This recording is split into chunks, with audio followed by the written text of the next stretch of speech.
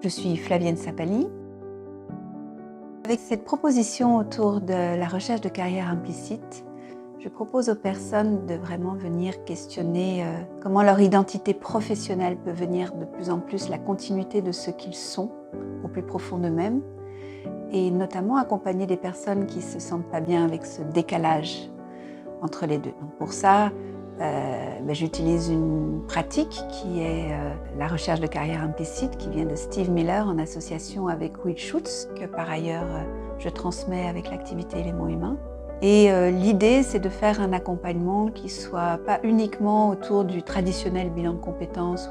Là, on va d'une part travailler sur comment la façon dont on a choisi notre carrière jusqu'à présent, notre vie d'une façon générale, peut impacter ce qu'on va faire. Là, on va aussi développer la conscience de soi, la conscience de la façon dont on vit ses relations, et les relations et la façon dont on les vit peuvent aussi impacter notre façon de vivre notre vie professionnelle, parce qu'on a des scénarios, des répétitions. On vient aussi décortiquer les croyances sur nous-mêmes qui vont éventuellement limiter notre capacité à nous rechoisir, à repartir plus proche de qui nous sommes, ou qui vont être des conditionnements qui vont un peu nous empêcher d'être vraiment nous-mêmes. Et puis, on va jusqu'à, la particularité de l'approche, c'est de nous emmener jusqu'à l'essence. Donc, c'est au-delà de toutes les idées qu'on peut avoir sur nous-mêmes. C'est comment est-ce que je peux exprimer au monde ce que j'aime, ce que j'ai envie, mon élan, et dans toutes les facettes de ma vie.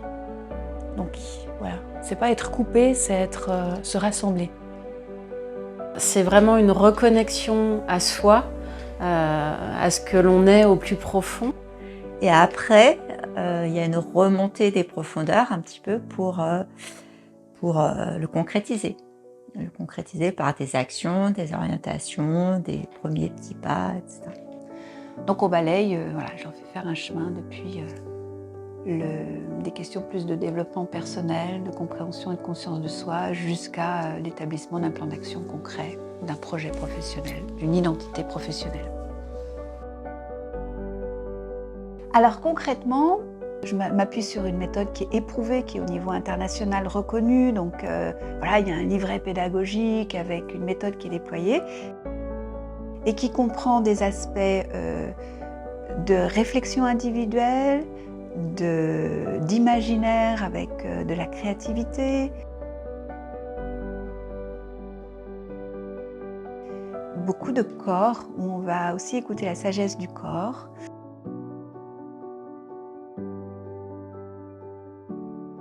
D'échanges en groupe.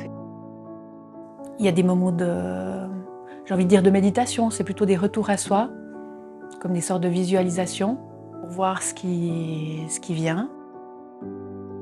Il y a des questionnaires. Les résultats sont parfois surprenants, puis ça vient nous questionner. C'est vraiment cette expérimentation qui fait la richesse de cette approche. Des petites touches d'apport théorique, mais qu'on va tout de suite utiliser dans une application pratique par rapport à nos questionnements. Et donc concrètement, c'est une alternance de différents types d'exercices. C'est cet ensemble-là qui fait que le mental ne s'en mêle pas trop, et puis se déroule avec un schéma qui est très organisé. Étape 1, étape 2, étape 3, il y a 6 grandes étapes. Flavienne a plus d'un tour dans son sac, donc elle a plein de petits processus, soit des choses qui peuvent paraître un peu légères et ludiques en surface, mais qui permettent de faire émerger des choses plus profondes, soit un questionnement vraiment plus profond, plus dans l'introspection. Et ce que j'aime bien chez Flavienne, c'est qu'elle a un côté espiègle, très ludique, et en même temps elle lâche pas le morceau.